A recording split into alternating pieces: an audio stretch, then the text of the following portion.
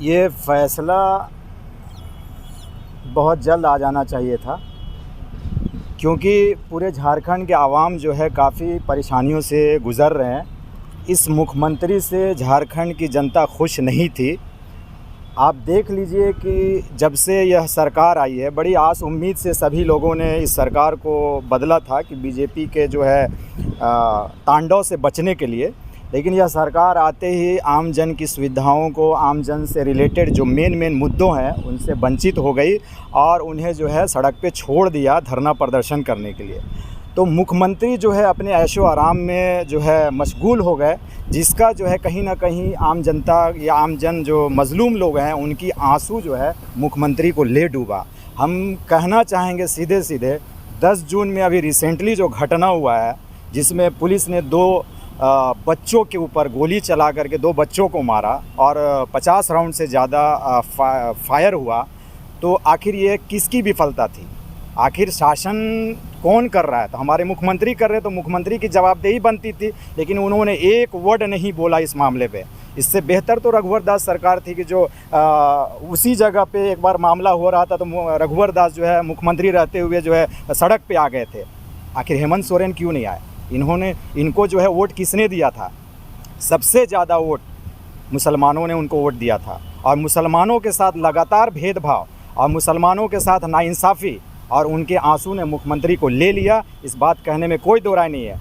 2 मासूम मारे गए और उस केस की अभी तक जांच नहीं हुई। सीबीआई से जांच हुई, एनआईए से जांच नहीं हुई। इरफान जी, मुख्यमंत्री से सवाल जब पूछा गया मीडिया के द्वारा तो बोले कि हम गोली बंदूक लेकर के निकल जाए। क्या गोली बंदूक ले करके नहीं निकलेंगे? एटलीस्ट माहौल को ठंडा करेंगे ना। ठीक है, मामला जो अगर हो गया, अगर मुख्यमंत्री निष्पक्ष थे तो मामले की जांच करवाते स्पेशल वो में, और पीड़ितों से मिलने आते, पीड़ितों को इंसाफ देते।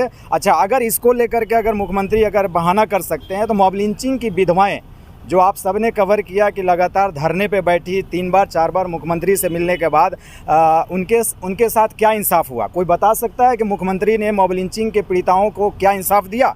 सारे लोग आज भी वैसे ही के वैसे हैं। मुख्यमंत्री ने एक जो है बड़ा सा शगुफा बना के कि बिल पास हो गया और वाहवाही हो गया, और उसका जो है उन्होंने गुलदस्ता भेंट के स्वरूप में ले लिया। लेकिन वो आज देखिए कि मॉब लिंचिंग पे जो कानून था राज्यपाल ने उसको वापस कर दिया। तो वापस किया तो मुख्यमंत्री ने पुनः उसमें सुधार करके फिर से क्यों नहीं राज्यपाल को भेजा?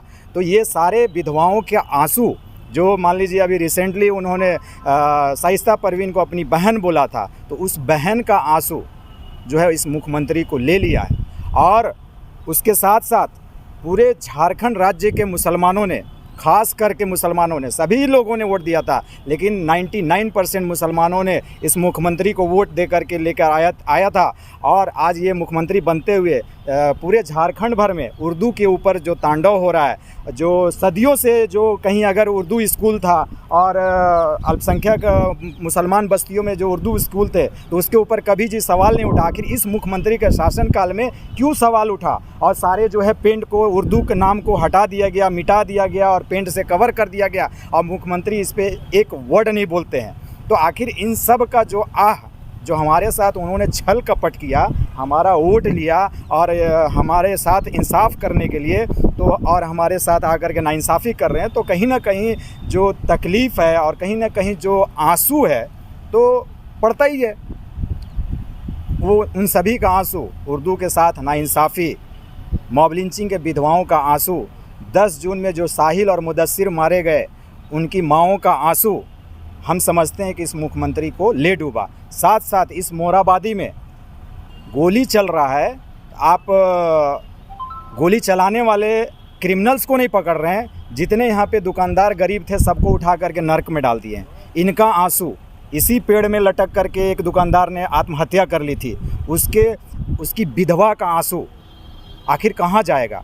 पड़ेगा मुख्यमंत्री पे। आने वाले मुख्यमंत्री को मैं यह संदेश देना चाहता हूँ, जिस भी कोटे से हो मुख्यमंत्री, जेएमएम से हो, कांग्रेस से हो, जो भी हो, सारे लोग अभी राज्यवासी तो अभी यह जो है आशा कर रहे हैं कि श्री कल्पना सोरेन जो है मुख्यमंत्री की शपथ लेगी।